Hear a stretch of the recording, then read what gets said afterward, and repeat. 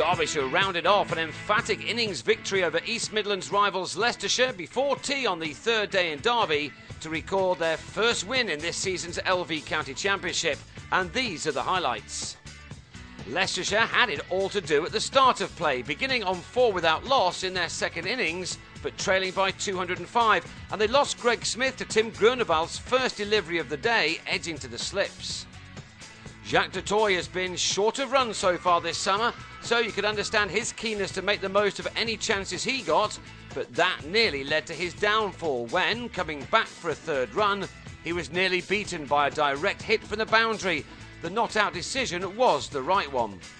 However, du Toit was soon back in the pavilion, edging Tony Palladino to third slip, where Jonathan Clare took the catch.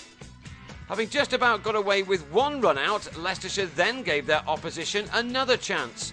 There was a misunderstanding between Paul Nixon and James Taylor, and the former was beaten by Greg Smith's throw before he could make his ground.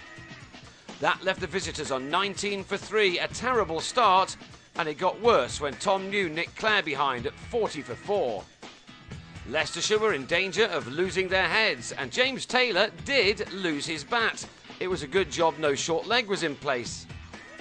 Keeping a firmer grip on his bat, now Taylor tried to lead a recovery, and when the Derbyshire bowlers decided to attack him with a short ball, the diminutive Taylor was able to play the pull shot well, twice finding the fence. But the dangers were still there. Jigger Nake should have been taken at third slip, but he didn't make the most of his let-off when, just before lunch, he turned Mark Turner to Dan Redfern at square leg to go for 22. Lunch came with Leicestershire on 79 for 5, and they now had to rely on Taylor and Will Jefferson in at number 7 after he spent much of the previous day off the field nursing a thigh injury. He was now batting with a runner. The partnership failed to develop though. With a total on 98, Taylor was 6th out, gloving a lifter from Palladino to Wes Durston. Taylor made 24. The best partnership of the innings followed, and given Leicestershire's batting cards so far this summer, there was no surprise that it included Claude Henderson with Jefferson. Yes, there was some good fortune mixed in with some better looking shots, but at least both batsmen were putting bat to ball and making Derbyshire work a little harder for their wickets.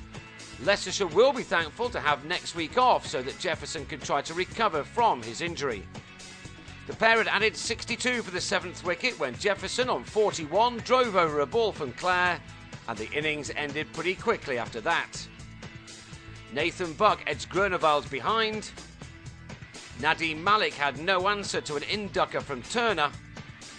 And Matthew Hoggard ensured that Groenewald completed a brilliant game with his 8th wicket of the match to go with a breezy 50, with a perfect in-swinger to a number 11, leaving Henderson stranded on 40.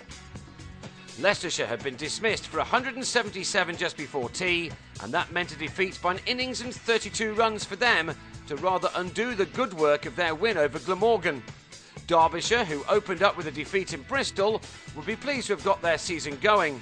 They collected 23 points to Leicestershire's 3, and the two sides now meet again in under a fortnight.